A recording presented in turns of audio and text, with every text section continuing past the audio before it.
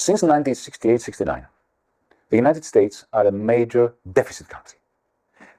After the war, they were a surplus country in the 1950s because Europe was destroyed, China was nothing, Japan was occupied.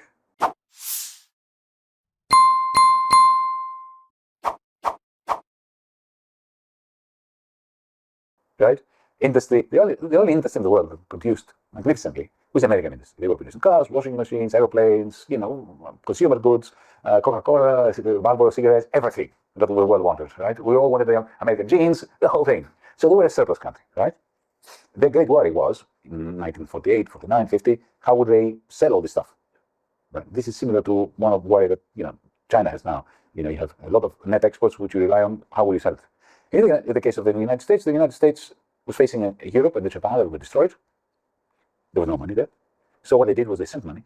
They dollarized Europe. They sent money to Europe, dollars, and to Japan. And that's how the Europeans and Japanese bought American goods. So they sent the money went back to sell goods, and they kept full employment happening in the 1950s. So it was a surplus country. From 1969 onwards, it's no longer a surplus country, the United States. It goes into deficit. Let's not go into the reasons why. Just briefly, two reasons. One is the Vietnam War. They were spending for the war, and therefore the government was going into deficit, and that money was accumulating in America. The Americans were using it to buy Japanese cars and French wines. I'm just making it very simple, but that's more or less the story. And the second reason was because they had helped the German and Japanese industries tool up, improve their efficiency and so on, so that in the end the German and Japanese factories were more efficient than the American ones. Now, in 1971, the American government under President Nixon, to be precise, on the 15th of August of 1971, decided to blow up the system they had created and essentially to stop dollarizing the rest of the world, to take the dollar away from the rest of the capitalist surrounding, real. And then they started doing something else. They used their deficit in order to create demand for the net exports of Japan, of Germany, of Italy, and eventually of China. So this is something that you can only do, however, if you own the one world currency, the dominant world currency. Because a country like Greece, a country like Germany, a country like China, for that matter, if you are in deficit, at some point, how do you pay for your deficit? But if you're American and you issue the money of the world, you keep printing it and you use it in order to create demand for German factories, Italian factories, French factories, Japanese factories, and Chinese factories. And then, if you're a Chinese business person here in Shanghai and you sell aluminum to Los Angeles, and you get dollars, what do you do with that? You take it to America. You invest in American bonds, so you finance the American state.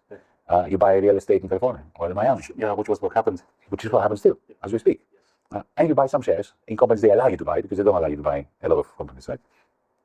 And that's great for America. But this whole hegemonic power, this is incredible. It's the only time in human history that an empire gets stronger by being in the red, by being in deficit. This has never happened before. When the British Empire went to the red, it collapsed. When the Roman Empire, the Spanish Empire, the Dutch Empire, when an empire up until now went into deficit, it collapsed. That's why governments are very scared of deficits. But the Americans, when they went to deficit, they said, okay, we'll make it bigger. We will grow our deficit and make other people pay for it.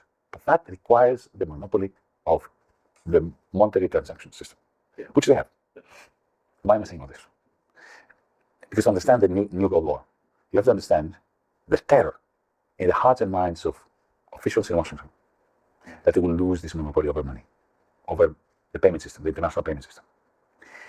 And in the middle of this nightmare for them is China. Because China is the only country in the world that can create an alternative payment system at the international level. It's nowhere near doing it yet in a way that would seriously damage the dollar, but they can see it happening. That is why I think they're prepared to unleash not only economic warfare, like Trump and Biden did, but actual nuclear warfare. Why is China a threat? We all know, here in China you pay with WeChat. In Europe, in America, we pay with Google Pay, with Apple Pay, with all sorts of pay, digital.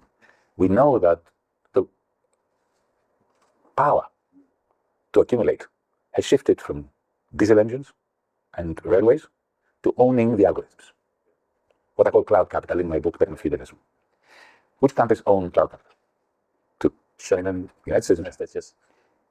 So China is becoming a competitor to the United States in the realm, in the type of capital, which is now giving maximum power to whoever owns it. But that's not the whole story. Now we have something else. Chinese banks and Chinese big tech, and I think WeChat is a very good example, have merged. So you can make payments using WeChat and you don't pay for it. Yeah? WeChat doesn't withhold a percentage for you to make payments. In Europe, in the United States, if I pay with Google Pay, Apple Pay, a certain cut goes to the bank. The bankers in America, Wall Street, and big tech, what I call cloud capital, are not collaborating. They're refusing to collaborate. Why? Because the bankers do not want to share their banking rents with big tech, with Silicon Valley. So they're clashing. So the dollar payment system is fragmented because of this clash between the business interests of Wall Street and the business interests of the owners of cloud capital. In China, because you have state regulation, I'll be blunt, because you have a Communist Party telling the bankers what the limits are and telling Tencent and Alibaba and so on what the limits are. Chinese cloud capital and Chinese finance have merged into what I call cloud finance. It's seamless. If you add to that another great advantage that China has, it's a digital renminbi, the digital currency of the central bank, of the People's Bank of China, which is a magnificent tool. Because if everybody has one account with a digital wallet belonging to the state, to the central bank, essentially you're free of the bankers. The bankers will have to find ways of convincing you to put money in the bank, right? Because you don't need them anymore. You can make transactions using the digital currency that the central bank gives you. Right? So this really increases the efficiency of what I call cloud finance, creates competition for the bankers, and poses as an alternative to the dollar. Because think of it, take a German producer of some spare part. The example that I like to give, this is a real example, is propellers, large propellers for ships that are built here in a shipyard near Shanghai somewhere. The metal, the aluminum, or the steel is produced in China. It goes to Germany. There it becomes a propeller and comes back to China. If you're the German producer of the propellers, before the digital renminbi, you had to buy the metal from China, which means you would have to tell Deutsche Bank, to tell the Bundesbank, to tell the ECB, to tell the Fed, to tell the People's Bank of China, to tell the private banker here, to the producer of metal, that a certain amount of money has gone through. Every time, with every such note, you pay something, right? And you give control to the Americans, who are in the middle of this chain. And then, when the metal comes and you produce a propeller and you send it back, the Chinese shipyard has to go through this whole process again to pay you.